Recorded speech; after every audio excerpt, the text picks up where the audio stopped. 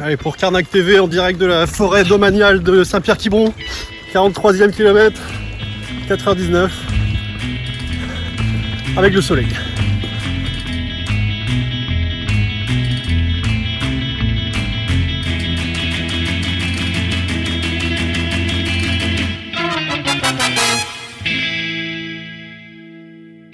C'est le jour J, météo un petit peu capricieuse ce matin, mais le soleil va vite arriver. Sur les coups de 10h normalement, donc je serai arrivé à Saint-Pierre-Quiberon, bientôt la côte sauvage. Donc voilà, tout est prêt. En courant, on pense à plein de choses et à rien à la fois. Donc moi je sais que généralement sur les 5 premières heures d'effort, dans la tête tout va bien. Et après, c'est pas que ça va moins bien, mais c'est qu'il se passe plus grand chose. Et c'est assez difficile de rester concentré. Donc au bout d'un moment, je pense que je vais passer en mode pied gauche, pied droit, pied gauche, pied droit. Et voilà, jusqu'à la ligne d'arrivée. Martin, on te retrouve tout à l'heure. En tout cas, on te souhaite un bon trail. Et malgré cette météo un peu capricieuse ce matin, voilà, on aura plaisir de te retrouver vers 17-18h. Merci Carnac TV du soutien, ça fait plaisir. Bonjour, je m'appelle Martin, j'ai 28 ans et je suis un jeune trailer carnacois. En fait, c'est plus connu comme la course nature. Donc le trail, en fait, c'est la course en milieu naturel, la course à pied.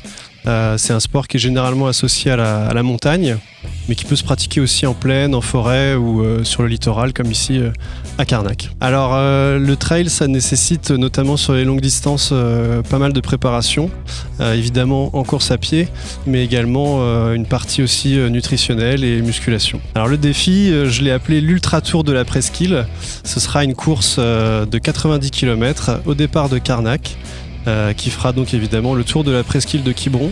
Je m'en irai ensuite vers les côtes de Saint-Philibert pour enfin revenir à Carnac. J'estime mon temps de course entre 9h15 et 10h. Je m'entraîne d'abord quotidiennement, pas uniquement pour ce genre de défi, mais pour être en forme toute l'année, et j'ai une devise qui est toujours prêt.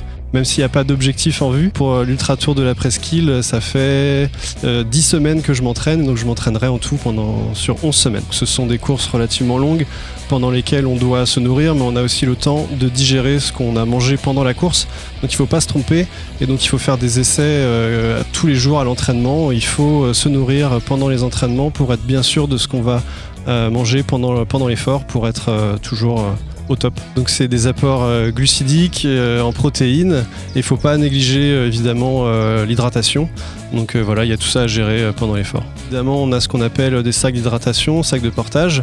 Donc j'ai en partie mon ravitaillement sur moi, mais j'ai une équipe d'amis qui me suivra tout le long du parcours avec une voiture balai. Ils se mettront sur différents points du parcours et m'attendront. Est-ce que c'est ton premier défi en 90 km ? 90 oui, mais je suis déjà finisher de trail de 56 et 75 km. Une étape supérieure avant d'autres objectifs, notamment en octobre avec un 104 km dans les montagnes du Jura. Le froid et la pluie ne me dérangent pas du tout pour courir. Il n'y a pas de mauvais temps, il n'y a que du mauvais équipement et je suis bien équipé. Martin, on te retrouve le jour J ? Avec plaisir.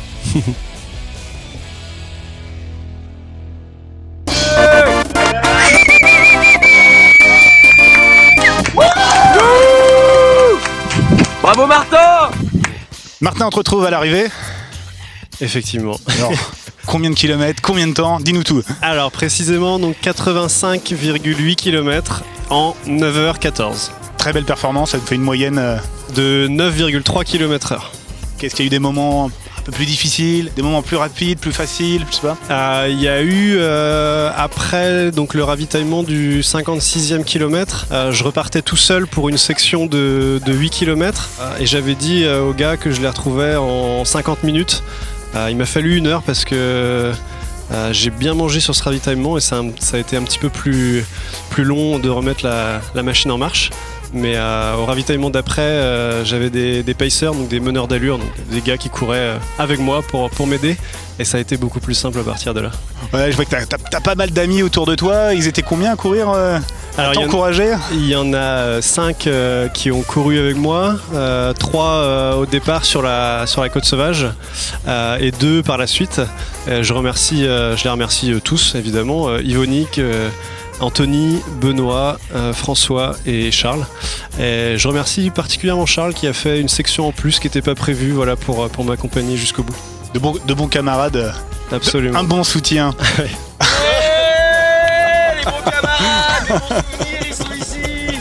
Voilà. Ouais, un peu de fraîcheur. Voilà. Parce que ce qu'il faut savoir, c'est que ce matin, il a quand même démarré sous la pluie et qu'il arrive sous le soleil. T'as déjà un prochain défi en tête? Absolument, le 3 octobre prochain, je serai dans le Jura pour affronter l'Ultra Trail des montagnes du Jura, une épreuve de 104 km avec 5000 mètres de dénivelé positif. Ah oui. En tout cas, félicitations Martin. Ça nous fait plaisir de voir un jeune Carnacois. Merci beaucoup. Merci. Et dans une aussi belle performance. Bravo, félicitations, franchement. Merci beaucoup. J'espère que ça donnera envie à d'autres gens de venir découvrir nos beaux sentiers.